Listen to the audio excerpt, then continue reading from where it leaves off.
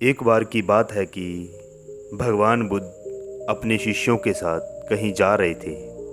रास्ते में उन्होंने देखा कि एक युवक बहुत ही आवेश में पहाड़ी की तरफ जा रहा है। बुद्ध उसे देखते ही समझ गए कि ये या तो किसी की हत्या करने जा रहा है या फिर वह खुद आत्महत्या करने जा रहा है। बुद्ध ने उस युवक को आवाज़ लगाई, लेकिन उस युवक ने कुछ नहीं सुना।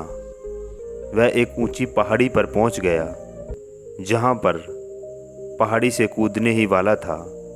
तभी बुद्ध ने उसका हाथ पकड़कर उसे पीछे खींच लिया।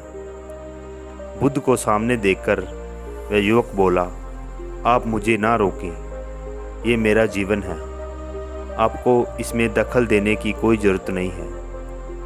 बुद्ध ने मुस्कुराते हुए कहा, ठीक है, तुम आत्महत्या करना चाहते हो तो करो, लेकिन पहले थोड़ा रुको, 10 बार गहरी सांस लो और फिर अपनी हथेलियों खोल दो और तब मैं तुम्हें आत्महत्या करने दूंगा, लेकिन उससे पहले नहीं। वह युवक बोला, आप मुझे व्यर्थ ही परेशान कर रहे हैं, मैं पहले से ही बहुत परेशान हूँ, आप मेरी परेशानियाँ ना बढ़ाएं। ठीक है, आप कहते हैं तो मैं 10 बार गहरी सांस लेता हूँ, अपनी हथेलियाँ खोल देता हूँ, उसके बाद आप मुझे आत्महत्या करने से नहीं रोक पाएंगे। उस युवक ने आंखें बंद करके 10 बार गहरी सांस ली, अपनी हथेलियाँ उसने खोल दी और उसके बाद उसने अपनी आंखें खोली। तब बुद्ध ने कहा, जाओ और पहाड़ी से कूद जाओ। वह युवक तेज़ी से पहाड़ी की तरफ गया और कूदने के लिए तैयार हुआ, लेकिन वह रुका और उसने नीचे देखा। वह 2-3 कदम पीछे हट गया। वह युवक बुद्ध की तरफ घूमा और उनकी तरफ देखते ही बोला, महात्मा, आप कौन हैं?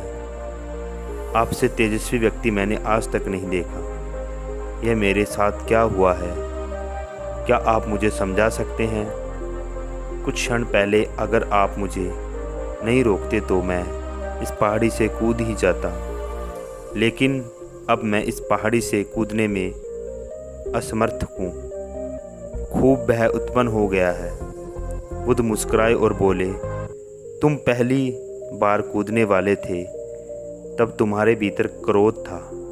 क्रोध मनुष्य की बुद्धि का नाश करता है और वह सोचने समझने की क्षमता को खो देता है। वह केवल वही करना चाहता है जो उसका मन करता है। तुम्हारे अंदर क्रोध था और तुम्हारा मन आत्महत्या के लिए तैयार था। इसी कारण तुम पहाड़ी से कूदने के लिए तैयार थे, लेकिन जब तुमने आंखें बंद करके गहरी सांस ली और अपनी हथेलियां खोल दी, तब तुम्हारे क्रोध की नकारात्मक ऊर्जा एक सकारात्मक ऊर्जा में परिवर्तित हो गई, जिसके कारण तुम्हारे बुद्धि को नियंत्रण प्राप्त हुआ और तुम सही निर्णय लेने में सक्षम हो सके।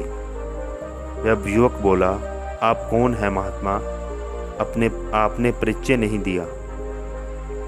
बुद्ध मुस्कुराए और बोले, यह जगत मुझे बुद्ध कहता है। वह युवक बुद्ध के चरणों में गिर गया और बोला, हे बुद्ध, आप मुझे अपने शरण में ले लो। मैं तो अपने पिता को सबक सिखाना चाहता था, इसलिए आत्महत्या करने जा रहा था। बुद्ध ने कहा, आत्महत्या करके कोई किसी को सबक नहीं सिखा सकता।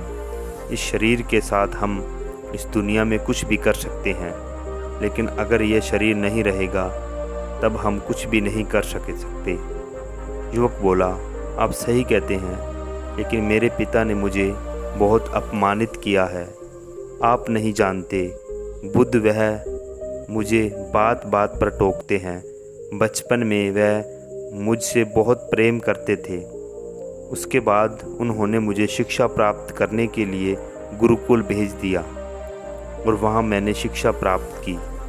मैं हमेशा सोचता था कि मैं अहम शिक्षा प्राप्त करके अपने पिता का मान बढ़ाऊंगा और वह भी मुझसे बहुत खुश होंगे, लेकिन शिक्षा ख़त्म करके जब मैं वापस घर आया तब मैंने अपने पिता से कहा कि मैंने सारे शास्त्र वेद उपनिषद पूरी कर ली है और अब मुझसे बड़ा ज्ञानी कोई नहीं है। तब वह खुश होने की जगह कहने लगे, आपने सबको बड़ा ज्ञानी मानने का भ्रम मत पालो। मैं अपने पिता को दिखाना चाहता था कि मैंने कितना ज्ञान अध्ययन किया है।